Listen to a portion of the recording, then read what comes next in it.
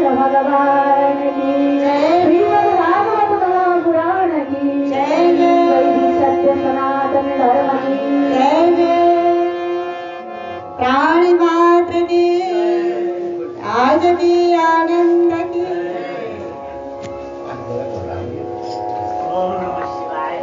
अब एकैछिन श्रीमद् भागवत महापुराणको कथा। आज हाम्रो पवित्र दिन श्रीमद् भागवत महापुराणको महत्त्वपूर्ण प्रसंग। आजसम्म भगवान सुखदेव स्वामीजीले महाराज परीक्षितलाई जुन ज्ञान बताउनु भएको थियो त्यो ज्ञानको सार रूप यो अध्यायलाई बताएको छ। अन्तिम उपदेश जुन भगवान सुखदेवले महाराज परीक्षितलाई अन्तिम अवस्थामा बताउनु भएको जुन ज्ञान छ त्यो ज्ञान हजुरहरूलाई बताउन गइराखेका छौँ। र यो श्रीमद् भागवतको महापुराणको यो 12 स्कन्धलाई आश्रय लक्षण भनिएको छ। आश्रय लक्षण भनेको के हो त भने हामी जहाँ अडिएका छौँ त्यही आश्रय हो। एउटा अडिने थलो नभइकन हामी अडिन सक्दैनौँ। हामीले आफैलाई भुलेका छौँ र त हामीलाई दुःख छ। हामीले आफैलाई भुलेको कारणले गर्दा हामीलाई दुःख भएको हो। जबसम्म हामीले आफूलाई नै चिन्न सक्दैनौँ तबसम्म हामीलाई सुख शान्ति मिल्दैन। आफूको हो यो शास्त्रले चाहिँ अरूलाई चिनाउँदैन, हामी आफैलाई चिनाउँछ। यो भागवतले हामी आफैलाई हामी को रहेछौँ भन्ने चिनाउँछ। यो आश्रय तत्त्व भनेको के हो भने एउटा दृष्टान्त छ। वेदमा 2वटा महावाक्य छन्। 2वटा महावाक्यमा एउटा वाक्य हो आवान्तर वाक्य छ, अर्को वाक्य छ वेदमा महावाक्य। एउटा आवान्तर यो चाहिँ हामीले कन्ठै गर्दा हुन्छ है। 2टा वाक्य हामीले फेरि शनिबार सोच्छौँ है त। 2वटा वाक्य हुन्छन् वेदमा के त भने एउटा आवान्तर वाक्य, अर्को वाक्य चाहिँ महावाक्य। यो आवान्तर वाक्यले चाहिँ हामीलाई परोक्ष ज्ञान दिन्छ। आवान्तर वाक्यले हामीलाई के गराउँछ भने परोक्ष ज्ञान। परोक्ष ज्ञान भनेको के हो त भने हामीलाई आत्मा छ, म छु भन्ने चाहिँ थाहा छ, तर म चाहिँ कुन हो भन्ने चाहिँ थाहा छैन। म छु भन्ने जुन ज्ञान गराउँछ त्यो चाहिँ केले गराउँछ भने वेदको आवान्तर वाक्यले गराउँछ। र वेदको महावाक्यले के ज्ञान गराउँछ त भने म कुन चाहिँ तत्त्व हो त त्यही तत्त्वलाई नै वेदको महावाक्यले गराउँदछ। एउटा उदाहरण छ। अब आत्मा छ भन्ने त हामीलाई थाहा छ, तर आत्मा कुन चाहिँ तत्त्व हो त त्यो हामीलाई अनुभूति चाहिँ भएको छैन। आत्मा तत्त्वको अनुभूति ज्ञान चाहिँ केले गराउँछ भने महावाक्यले चाहिँ अपरोक्ष ज्ञान गराउँछ। अपरोक्ष ज्ञान, प्रत्यक्ष ज्ञान यसलाई भनिन्छ प्रत्यक्ष ज्ञान। आत्माको अनुभूति सहितको ज्ञान चाहिँ प्रत्यक्ष ज्ञान। जस्तै प्रकारले हामीले पहिला सानो सानो क्लासमा भाँडाहरूको कथा पढ्या होला। 9 जना मान्छे कतै घुम्न हिँडेका थियौँ। खोला पारी तार्दाखेरि घरबाट गन्दा 9 जनै गनेर गएका थियौँ। खोला पारी पुगिसकेपछि गन्दै गएछन्। एउटा साथी चाहिँ हराएछ। गन्दै जाँदा 8 पुग्यो। फेरि अर्कोले गन्यो, अर्कोले गन्दै जाँदा 8 पुग्यो। फेरि अर्कोले छन त त्यहाँ 9 जना थिए, तर गन्दै जाँदाखेरि चाहिँ त्यहाँ पुग्यो 8। 9 जनाले गनिसके पुग्यो सङ्ख्या कति त भने 8। अब सबै रुन लागे, साथी हरायो। अब घरबाट 9 जना भनेर हिँडेका थियौँ। खोला पारी तारिसकेपछि एउटा साथी हरायो भनेर सबै ती 9 जना डाको छोडेर रुन लागे। रुन लागिसकेपछि अब एकजना महात्माजीले फेला पार्नु भएछ। सबै रोइराखेका छन्, किन रोएका होलान् भनेर हेर्नु भएछ। हे बाबु तिमीहरू किन रोएका हो भनेपछि महात्माजीले उनीहरूले भनेछन्, हे महात्माजी हामी घुम्न हिँडेका, घरबाट हिँड्दा हामी 9 जना थियौँ। यो खोला पारी तारिसकेपछि हामी 8 जना भयौँ। तर 8 जना भयौँ, तर कुन चाहिँ साथी हरायो त्यो चाहिँ उनीहरूलाई थाहा छैन। हरायो भनेर रोएका छन्, तर कुन साथी हरायो भनेर चाहिँ उनीहरूलाई पत्तो छैन। महात्माजीले भन्नुहुन्छ को साथी हरायो थाहा छ त? उनीहरू भन्छन् थाहा छैन महात्माजी, तर हाम्रो साथी एउटा चाहिँ हराएकै हो भन्न थाले। महात्माजीले मनमनैले गर्नुभयो, हेर्दा नभएछ। अब भन्न लाग्नु भयो, उसो भएदेखि म तिमीहरूको साथी म फेला पार्छु, तिमीहरूको साथी छ भन्नु चाहिँ यो परोक्ष ज्ञान छ चाहिँ भन्नुभयो महात्माजीले। अब छ न त, छ भएपछि ढुक्क त भयो नि। अब साथी हराएको चाहिँ रहन्छ, फेला परिसकेको छैन। अब यतिसम्मको ज्ञानलाई चाहिँ भनिन्छ परोक्ष ज्ञान। यो चाहिँ आवान्तर वाक्यले मात्रै गराउँछ। अब यही नै साथी हो भनेर फेला पारिदिने ज्ञान चाहिँ महावाक्य। यो महत्त्वपूर्ण प्रसङ्ग आजको। यही नै साथी हो भनेर जसले पत्ता लगाइदिन्छ त्यो चाहिँ महावाक्य ज्ञानले गराउँदछ। अब महात्माजीले भन्नुभयो तिमीहरूको नव साथी मैले फेला पारिसकेको छु, त्यो साथी हराएको छैन, ढुक्क हो। हामीलाई नि त ढुक्क छैन, आत्मा छ भन्ने चाहिँ ढुक्क छ, आत्मा छ भन्ने चाहिँ ढुक्क छ, तर कुन चाहिँ हो थाहा छैन। यति बेलासम्म हामी परोक्षमै छौँ, अपरोक्षमा हामी पुगेका छैनौँ।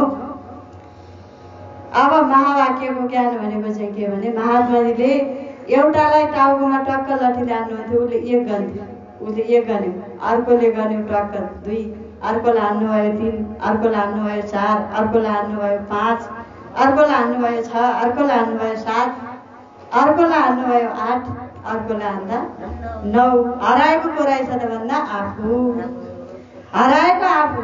अहिले सब जति पनि हामीले दुःख पाएका छौँ कि हामी आफै हराएकोले, हामी आफै हराएका छौँ। हामी आफै हराएर दुःख भएको त हो नि।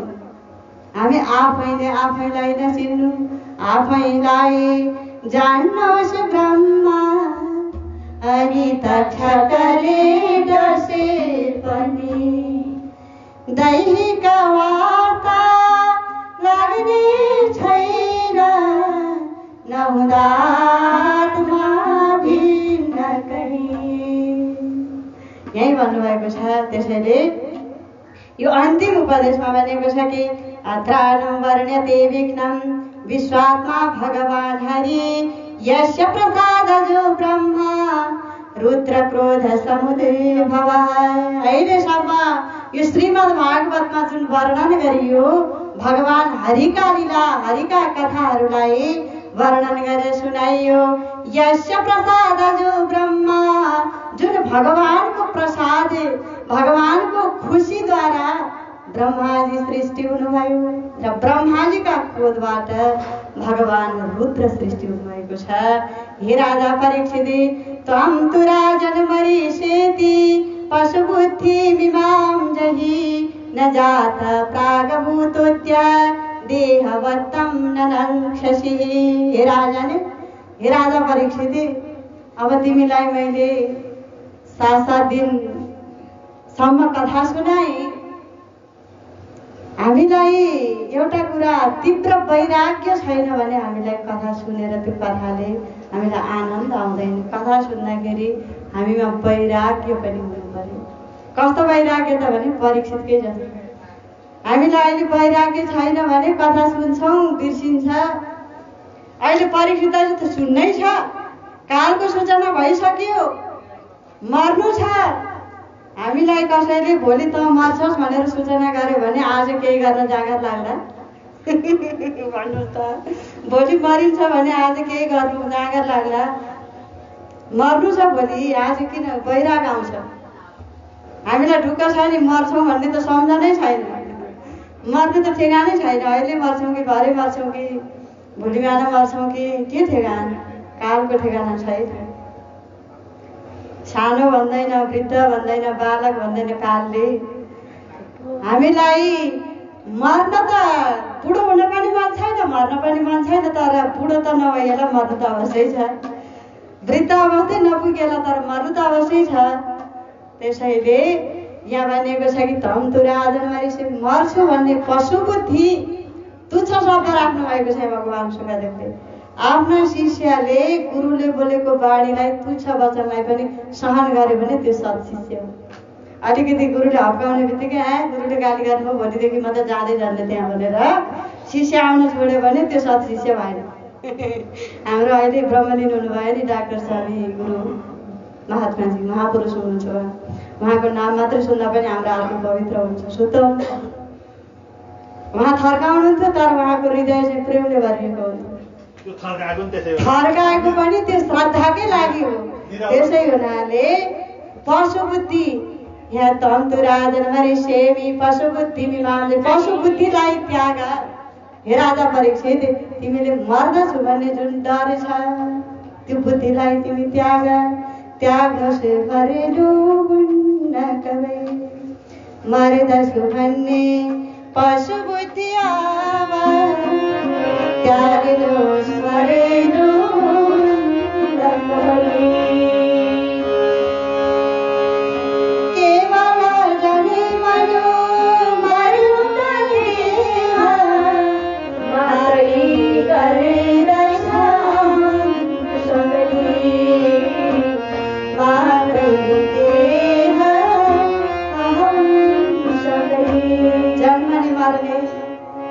जन्म नै मर्ने भनेको के हो भने जुन पहिला थिएन अहिले हुनु जन्म, अहिले भएर पछि हुनु मरण। पहिला थिएनौँ हामी, अहिले छौँ, हाम्रो जन्म छ, अहिले छौँ, पछि छ, रहँदैनौँ यो मरण। यो धर्म के को हो त भने हाम्रो यो शरीरको हो। शरीरको धर्म हो जन्म मरण। हे राजा परीक्षित, मर्न हामीले किन डराउनु? हामीले मर्न डराउनु पर्दैन। मर्ने दिनलाई त भनिएको छ कि हामीले जीवनभरि गरिएका जुन हिसाब खाता छन् ती हिसाब खाता परमात्मालाई बुझाउने दिन, पवित्र दिन। भगवानले भन्नुहुन्छ मैले हात दिएँ, तैँले यो हातले अहिलेसम्म के कर्म गरिस् त? सत्कर्म गरिस्, हिसाब खाता ल्याऊ त मलाई भन्नुहुन्छ। त्यो दिन हामीले बुझाउन सक्यौँ भने हाँसी हाँसी जान सक्छौँ। आँखा दिएको थिएँ, यी आँखाले तैँले के काममा लगाइस् त? आँखा सदुपयोग गरिस् कि दुरुपयोग गरिस्? कानले कान दिएको थिएँ, कानद्वारा तैँले के सुनिस्? भगवानले त्यो हिसाब खाता माग्नुहुन्छ। त्यो सबै बुझाउन सक्यौँ भने हामीले बुझाउन सकेको त्यो फल हामीलाई मर्ने बेलामा डर लाग्दैन, हाँसी हाँसी जान्छौँ। मर्ने बेलामा हामीलाई किन डर लाग्छ भने त्यो हिसाब खाता हामीले तयारी गरेकै छैन, डर लाग्छ। भगवानलाई बुझाउनै सक्दैनौँ अनि डर लाग्छ। मर्न डराउनु परेन। आत्मा छ, जुन आत्मा छ यो शरीरलाई चलाउने आवाला आत्मा, जुन आत्माका आधारले नै हाम्रो शरीर र आत्माको सम्बन्ध कस्तो छ त भने फलाम र चुम्बकको जस्तो सम्बन्ध। फलाम र चुम्बक छेउछेउमा राख्दाखेरि त्यो चुम्बकको शक्तिले फलाम चाहिँ यताउति हल्लन्छ। फलामले भन्छ कि म आफै हल्लिनु, चुम्बक छैन भने कहाँबाट हल्लिन्छ त्यो फलाम? त्यो चुम्बकको शक्तिले त्यो फलाम हल्लन्छ। त्यस्तै गरी आत्माको शक्तिले हामी यो जति पनि हिँडेका छौँ, बोलेका छौँ, डुलेका छौँ, जति पनि हामीबाट कर्म भएको छ, आत्माकै जुन शक्ति छ शरीरसँग त्यो छोइएको छैन। आत्मा र चुम्बकको जस्तो सम्बन्ध हाम्रो शरीर छ, जुन फलाम र चुम्बकको जस्तो सम्बन्ध छ, शरीर र आत्माको पनि त्यस्तै सम्बन्ध छ। आत्मा न त जन्मन्छ न त मर्दछ। हे राजा परीक्षित, त्यो आत्मा त यस्तो छ, अविनाशी तु तद्विद्धि येन सर्वमिदं ततं विनाशमव्ययस्यास्य न कश्चित् कर्तुमर्हति। अन्तवन्तैवे देहा नित्यसुप्ता शरीरिणः अनाशिनो प्रमेयस्य तस्मादुद्धश्य भारत। यैनं व्यक्तिहन्तारं यस्यैनं मन्यते हतम् उभौ तौ न विजानीतो नायं हन्ति न काम्यते। न जायते म्रियते वा कदाचित् नायं भूत्वा भविता वा न भूय अजो नित्यः शाश्वतोऽयं पुराणो न हन्यते अन्यमाने शरीरे। यो श्लोकलाई चाहिँ मन्त्र भनेको छ। यो चाहिँ गीतामा वेदबाट झिकिएको मन्त्र हो। न जायते म्रियते वा कदाचित् नायं भूत्वा भविता वा न भूय अजो नित्यः शाश्वतोऽयं पुराणो न हन्यते अन्यमाने शरीरे। यो शरीर पहिला थिएन, अहिले हुनु जन्म छ। यो शरीर कस्तो छ भने जसको जन्म छ, जन्मको मृत्यु निश्चित छ, मरेको जन्म निश्चित छ। जातस्य हि ध्रुवो मृत्युरे ध्रुवं जन्म नित्यस्य तस्मात् परिहार्यर्थे नरतं शोचितुमर्हसि। जन्मेको मृत्यु निश्चित छ, मरेको जन्म निश्चित छ। हामी जन्मिसक्यो, अब मृत्यु त निश्चितै छ। हामीलाई भनिएको छ कि दृष्टान्तमा, हजुरहरूले घट्टा देख्नुभयो होला नि, घट्टा अहिले त त्यो घट्टा पाइ नै छोडियो। त्यो घट्टामा एउटा घटेर बसेको हुन्छ, त्यो सोली हुन्छ, त्यो सोलीभरि मकै हालिन्छ, गहुँ अन्न हालिन्छ। हामी चाहिँ अब सोलीभित्र पसिसक्यौँ। अब त्यहाँ पसेर हामी त्यो घट्टाभित्र पसेर पिदिन मात्रै बाँकी छ। हामी सोलीभित्र पसिसकेका मकै समान हामी भइसक्यौँ। हाम्रो जन्म भइसक्यो, मरण निश्चितै छ, मर्नु छ। त्यसैले यो एउटा मलाई श्याम गुरुको श्लोक आयो। हाम्रो पूज्य गुरुदेव श्याम प्रसाद पौडेल वेदान्तका महान ज्ञानी हुनुहुन्छ। उहाँले भन्नुहुन्छ, हामी बच्चै छँदाखेरि त्यो सुनेको श्लोक याद आयो। नागियो थियो अन्यमान छ फल बीचमा देख्न बन्द छ। नागियो थियो अन्यमान छ फल बीचमा देख्न बन्द छ। जगत यो सबै प्राणीले खडा हुन गयो भनी द्वन्द्व छन् बडा। जगत यो सबै प्राणीले खडा हुन गयो भनी द्वन्द्व छन् बडा। यो महत्त्वपूर्ण कण्ठ गर्दा पनि हुन्छ। हजुरहरूले अब आउँदा चाहिँ एउटा कापी बोकेर आउनुभयो भने अझ राम्रो, किनभने हामीलाई जान्नु छ, सिक्नु छ नि। यो जगत यो सबै भ्रान्तिले खडा छ। हाम्रो शास्त्रले, वेद आदि शास्त्रले के भन्छ त भने यो जगत नै छैन, जगत नै छैन। वास्तवमा जगत भनेको के हो त भने यो शरीरै छैन, शरीरलाई नै छैन भनेर मानेको छ। तर देखिएको छ मेरो शरीर यो सबभन्दा ठुलो हाम्रो पाप भनेको छ। देहात्मं बुद्धिजम पापम न तद्को वदकोटिभिः आत्मजम बुद्धिजम पुण्यम न भूतो न भविष्यति। वेदले बताएको छ। हामीले जति बेलासम्म म शरीर बुद्धि गर्दछौँ नि, कोटी गाई मारेको पापसम्म त्यति पाप हामीले भोग्नुपर्छ, त्यति पाप हामीले गरिसक्यौँ। शरीर बुद्धि भयो भने आत्मबुद्धि गऱ्यौँ त हामीले गर्नुपर्ने कर्म सबै सक्यौँ। हामीले अब गर्नुपर्ने केही पनि हामीमा छैन। तीर्थ गर्नुपर्ने गरिसक्यौँ, सुन्नुपर्ने कुरा पनि सुनिसक्यौँ, जान्नुपर्ने पनि कुरा जानिसक्यौँ। म आत्मा रूप हुँ भनेर हामीले चिन्यौँ। आत्मजम बुद्धिजम पुण्यम न भूतो न भविष्यति। त्यसैले भनेको छ यो मर्ने भनेको त शरीर हो। वासांसि जीर्णानि यथा विहाय नवानि गृह्णाति नरोपराणि तथा शरीराणि विहाय जीर्णान्यानि शय्याति नवानि देहि। लुगा किन्छौँ, केही वर्षपछि पुरानो हुन्छ, मैलो हुन्छ, फाट्छ, फेरि नयाँ किन्छौँ, हाम्रो शरीरलाई लगाउँछौँ।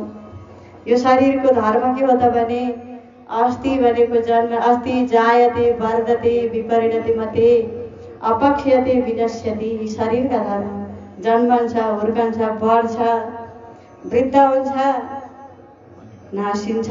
यो हाम्रो शरीरका धर्म हुन्। हामीले जतिसुकै राम्रो पार जवानी अवस्था मात्रै भइरहेको छ भनेर कहाँ हुन्छ र? धर्मै यही हो,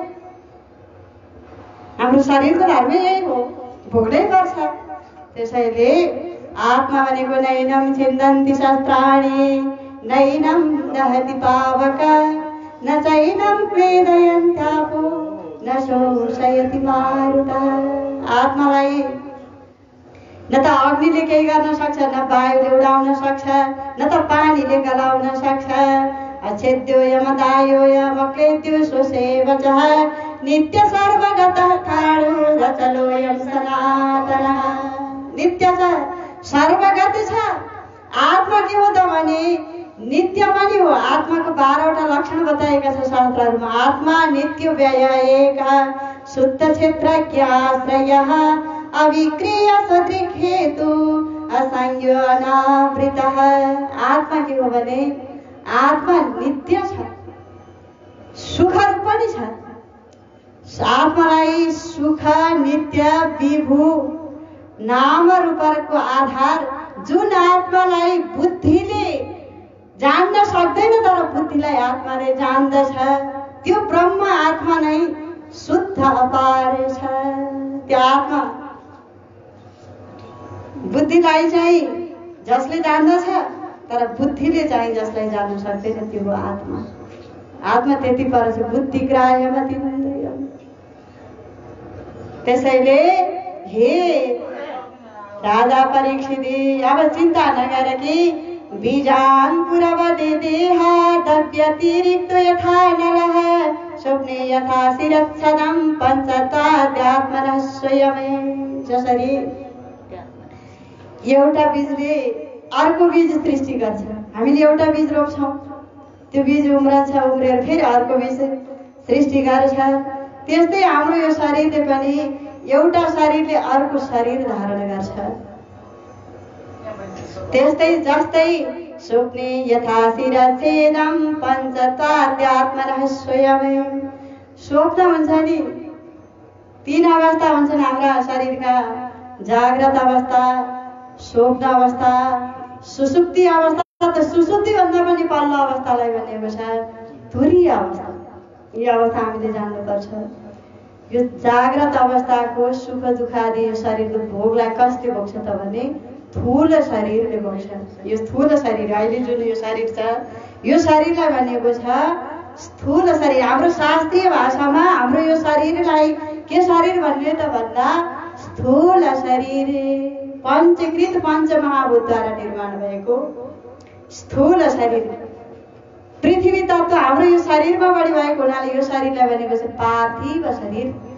हाम्रो यो पञ्चीकरण गर्दाखेरि पृथ्वी, जल, तेज, वायु, आकाश मध्ये हामीमा जल तत्त्व अलिक कम छ, तेज तत्त्व अलिक कम छ यो शरीरमा, वायु तत्त्व अलिक कम छ, तेज तत्त्व अलिक कम छ। तर पृथ्वी तत्त्व, किनभने हामी पृथ्वीमा रहन सक्छौँ, अग्निमा हामी रहन सक्दैनौँ, जलमा हामी रहन सक्दैनौँ, माछो जसरी हामी जलमा हामी रहन सक्दैनौँ। त्यसैले हाम्रो यो शरीरमा पृथ्वी तत्त्व धेरै भएको हुनाले यो शरीर हो पार्थिव शरीर।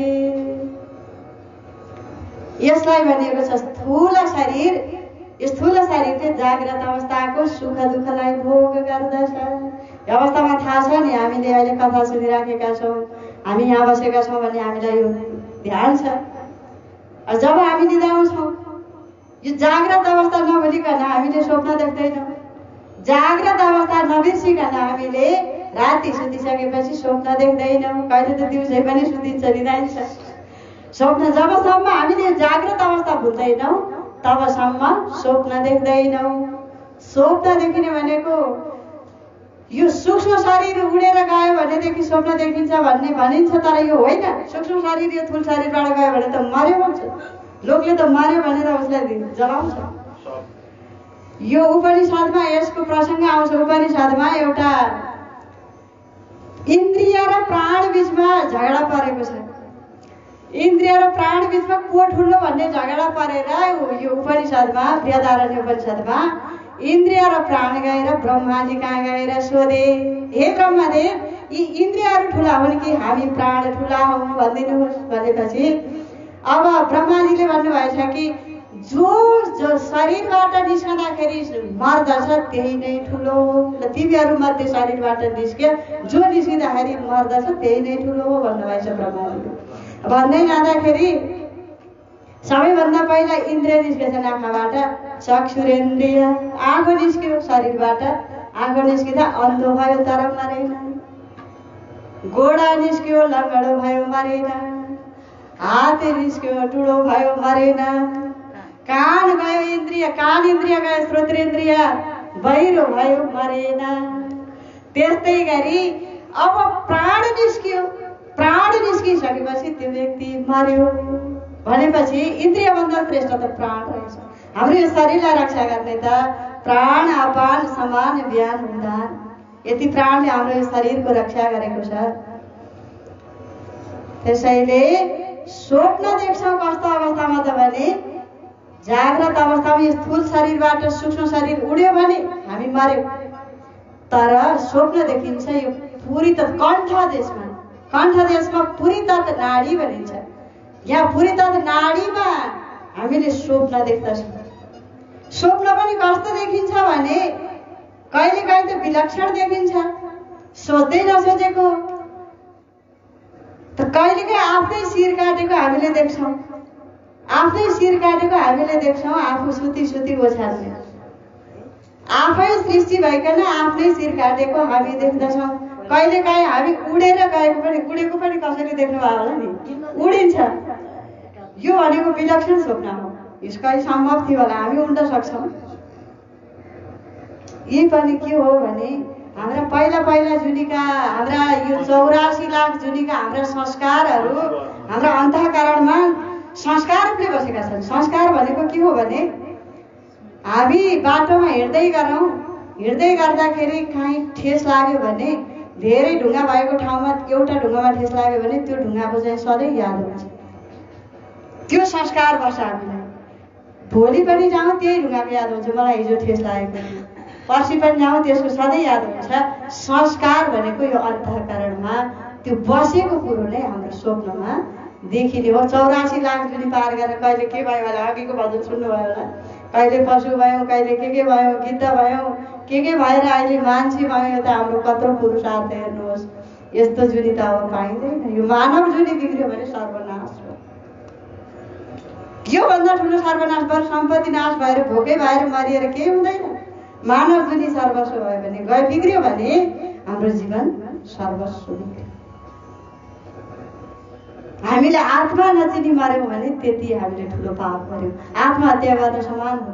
आत्मा भनेको छ नृदेहमाद्यं सुलभं सुदुर्लभं लभं सुकल्पं गुरु कर्णधारं। गुरु पनि हुनुहुन्छ, शास्त्र पनि छन्, तर हामीले यो जुनीमा आत्मा तत्त्वलाई नचिनी हामी यदि मर्यौँ भने हामी आत्महत्या झुन्डेर मर्नु र हामी मर्नु समान बराबर। कतिपय त आत्मा तत्त्व थाहा नै नपाइकन मरेका पनि छन्। अब छ भन्ने नै थाहा नपाइ मर्ने पनि त छन् नि। त्यो जानेर त परै जाओस्, आत्मा छ भन्ने थाहा नपाइ मर्ने मान्छेको चाहिँ के गति होला? यस्तो पनि त अवस्था छ।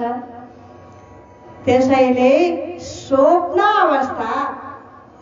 अवस्थालाई हामीले के बुझ्नु पर्यो भने पुरी तत् नाडीमा जुन जस्तै हामीले यो स्वप्न देख्नुको अर्थ के हो भने कहिलेकाहीँ हामी बालकले जन्मने बित्तिकै आमाको स्तन पान गरेर सिधै जान्दछ। हेर्नुहोस्, बाख्राका पाठा जन्मियो भने जन्मने बित्तिकै आमाको दुध खान गइहाल्छ। त्यो संस्कार पहिले उनीहरूलाई छ, पहिले जुनीको संस्कार छ।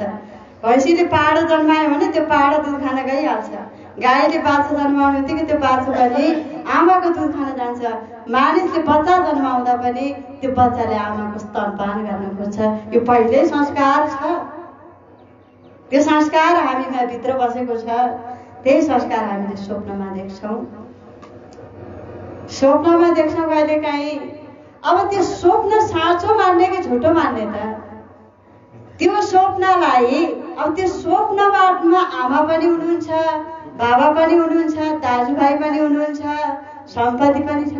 अब त्यो स्वप्नमा सृष्टि हुनुभएको पिताजीले त्यो स्वप्नमा सृष्टि भएको छोरालाई जन्माउनु भएकै हो त? ल हामीले यहाँ विचार गरौँ न। स्वप्नमा रहनु भएको पिता माताबाट स्वप्नमै सृष्टि भएको हामीले जन्मिएका हौँ त। हामी पनि छौँ, उता स्वप्नमा अर्का माता पिता पनि हुनुहुन्छ, हामी छुट्टै छौँ। ती माता पिताबाट हामी जन्मिएकै होइनौँ त। किन जन्मिएका होइनौँ त भने त्यो स्वप्न एकैचोटि माता पनि एकैचोटि सृष्टि हुनुहुन्छ, पिताजी पनि एकैचोटि सृष्टि हुनुहुन्छ, हामी पनि एकैचोटि सृष्टि। माता पिता र सन्तान एकैचोटि सृष्टि भएका हुनाले त्यो स्वप्न मिथ्या हो। हामीले यसरी बुझ्नु पर्यो। हजुर हजुर। राग द्वेषादिले युक्त स्वप्न तुल्य इच्छयो भव। स्वप्नमा स्वप्न साँचो छ, बिउजदा झुट हो सब। एकदम ठीक कुरो यो, एकदम। किनभने अहिले छँदाखेरि यो शरीर जुन छ, गुरुले भन्नुभएको जुन दृष्टान्त छ, स्वप्नमा स्वप्न जुन साँचो, स्वप्नमा स्वप्न त्यतिखेर साँचो। अहिले यो शरीर हामीले छैन भनेर मान्छौँ र यो शरीर छ, यो प्रतीति अवस्थामा यो साँचो छ। शरीर छ, यो प्रतीति अवस्थामा साँचो छ, जब छैन तब मिथ्या छ। भएको वस्तु सत्य, नभएको वस्तु असत्य। त्यो जुन भएको वस्तुमा जुन हुनै नसक्ने वस्तु, जुन देखिएको छ त्यो वस्तु हो मिथ्या। यी तीनवटा कुरा जान्नु पर्यो। भएको वस्तु सत्य, नभएको वस्तु असत्य। त्यो भएको वस्तुमा नभएको वस्तु जुन देखिनमा आउँदछ त्यो हो मिथ्या। यी तीनवटा कुरालाई भएको वस्तु ब्रह्म सत्य छ, यो जगत मिथ्या छ, जीव ब्रह्म नै छ, भिन्न छैन। ब्रह्म भिन्न, जीव छैन। त्यसैले यहाँ भनेको छ कि हामीले स्वप्नमा कहिलेकाहीँ विलक्षण भैँसी चोटामाथि गएको यी देखिएका भनेका यी सबै के भनेको छ भने स्वप्ने यथा शिरच्छेदं पञ्चत्वाद्यात्मनः स्वयं भन्नुहुन्छ। यो स्वप्न भनेका स्वप्न अवस्थामा मिथ्या हो, स्वप्न अवस्थामा सत्य हो, तर स्वप्न चाहिँ मिथ्या नै हो। यो परिभाषा बुझेपछि त्यसैले यस्मात् पश्यति देहस्य तथात्मा यजोपरः घटे भिन्न यथाकाश आकाशस्याद यथा पुरः। जसरी हाम्रो यो शरीर छ, यो शरीर भनेको यसलाई भनेको छ उपाधि। अब फेरि यो उपाधि शब्द छ। घटाका 4 प्रकारका आकाश बताएको छ शास्त्रमा। घटाकाश, मेघाकाश, जलाकाश र महाकाश। यी 4 प्रकारका आकाश छन्। घटाकाश, जलाकाश, मेघाकाश र महाकाश। आकाश, अब यसैलाई यो आकाशका 4 भेद जस्तै ब्रह्मका पनि 4 भेद, कुटस्थ, जीव, ईश्वर र ब्रह्म। यसको प्रतिपादन व्याख्या गर्यो भने त हामी यसैमा हलमा लिन्छौँ। यसैलाई भन्दा घडा फुटेमा घटाकाश आकाश बीच गई, घडा फुटेमा घटाकाश बीच आकाश बीच गई।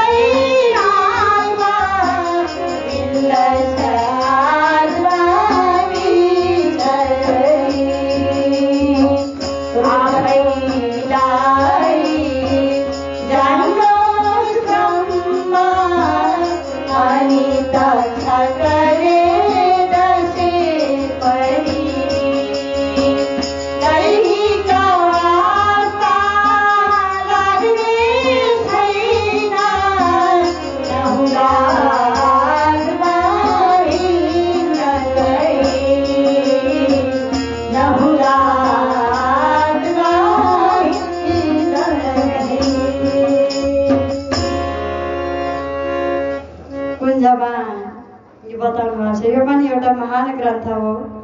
सठिक भागवतलाई यहाँ मिलाएर यहाँ लेख्नुभएका हाम्रा आदरणीय गुरुदेव ज्योति प्रसाद गौतम गुरुले यहाँ लेख्नुभएको यो भजन हजुरहरूलाई श्रवण गराएका हौँ। यो दैहिक वास्ता लाग्दै छैन, नहुँदा आत्मा भिन्न कहीँ। घडा फुटेमा जसरी त्यो घडाभित्रको आकाश, घडा चाहिँ उपाधिले गर्दाखेरि घटाकाश र महाकाशको भेद देखिन गएको छ। त्यो घडा उपाधि हो। त्यो उपाधि नासिसकेपछि त्यो घटाकाश नै महाकाशमा गएर मिल्दछ। त्यस्तै गरी यो शरीर मरिसकेपछि अन्त्यमा गएर त्यो आत्मामै गएर मिल्दछ यहाँ भन्नुभएको छ। त्यसै हुनाले यो उपाधि रूपी जुन यो शरीर छ, यो शरीर नाश भइसकेपछि अन्त्यमा गएर देह मरेमा त्यस्तै जीव मिल्दछ। आत्मा बीच गई, त्यो जीव गएर आत्मामा गएर मिल्दछ र त्यो जुनीबाट, यो मानव जुनीबाट मुक्त हुन्छ। त्यसैले यो भागवतको अन्तिम उपदेश यो बताएर यो एउटै श्लोकको व्याख्या गर्ने हो भने यसलाई बताएर यो साध्यै छैन। अब आज चाहिँ म यो परीक्षित मुक्तसम्मको कथालाई मन लगाउँछु छु, किनभने हाम्रो 16 गते साङ्गता छ, अगाडि 6वटा महात्म्य पनि सक्नु छ, मिल्यो भने एउटा दुईटा स्तुतिको व्याख्या पनि हजुरहरूलाई सुनाउने भनेको छ। अब सकिन्छ सकिँदैन भइँदैन होला यहाँ। अब त्यसपछि जब भगवान शुकदेवले अन्तिम ज्ञान बताउनु भयो, अन्तिम ज्ञान बताइसकेपछि महाराज परीक्षितलाई पूर्ण ज्ञान भयो। म सुन्छु नै भनेर जो मुमुक्षु भएर कथा श्रवण गर्न बसिसकेपछि उसले ज्ञान प्राप्त गर्यो। योग्य गुरु पनि साथमा आउनु पर्यो। त गुरु साथमा योग्य छैनन् भने त्यो मुमुक्षु भएर मात्रै पनि हुँदैन। गुरु कस्तो हुनु पर्यो त भने गुरु पनि ब्रह्मनिष्ठ, ब्रह्म तत्त्वलाई जानेका श्रोत्रीय ब्रह्मनिष्ठ गुरु हुनु पर्यो। उता गुरुहरूले बताएका ज्ञानबाट मात्रै हामीले सद्ज्ञान प्राप्त गरेर मोक्ष गति प्राप्त गर्न सक्दछौँ। भगवान शुकदेव जस्ता गुरु, महाराज परीक्षित जस्ता शिष्य, गुरु र शिष्य, त्यसै हुनाले गुरु र शिष्यमा यस्तो भाव नहोस् भनेको छ। लोभी गुरु लालची चेला होए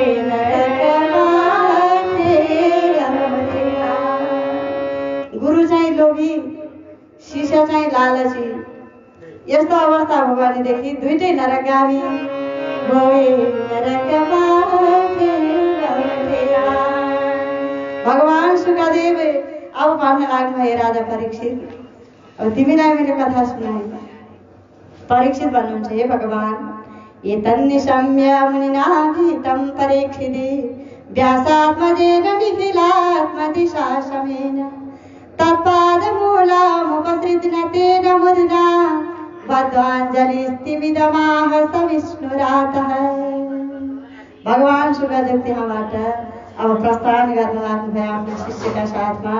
महाराज परीक्षित आफ्नो आसनमा बस्नुभएको छ। परीक्षितलाई 7 दिनमा तक्षक नागले डसेर मर्नुपर्ने श्राप परेको थियो। 7 दिनमा तक्षक नागले डसेर मर्नुपर्ने श्राप भनेको के हो भने हाम्रो 7 बार हामीहरू आइत, सोम, मङ्गल, बुध, बृहस्पति, शुक्र, शनि यी 7 बारमा हाम्रो मृत्यु निश्चित छ। मर्नु चाहिँ 7 बारमा त हामी अवश्य एउटा बारमा त हामी मर्छौँ। त्यसैले यो परीक्षितलाई श्राप परेको होइन, हामी सबैलाई परिसकेको छ यो श्राप। राजालाई श्राप परेर के भएर हामीलाई परिसक्यो श्राप। यो श्रापको मुक्त हामीले नै गर्नु छ, हामीलाई परेको हो श्राप। भगवान शुकदेव त्यहाँबाट बिछोड भएर जानुभयो। परीक्षित समाधिस्थ हुनुभएको छ। अब तक्षक नागले डसेर मर्नुपर्ने ऋषिमुनिहरूको श्रापलाई पनि वचन सिद्ध गराउनु छ। तक्षक नाग डस्नको लागि आयो त्यहाँ परीक्षितलाई। त्यतिखेर त यता फेरि परीक्षितलाई बचाउनको लागि कश्यप ब्राह्मण पनि त्यहाँ आउनु भएको छ। तक्षकः प्रयुतो विप्रा कृतेन दिजसूनुनाः हान्तु कामो नृपं गच्छने ददर्श पथिकस्य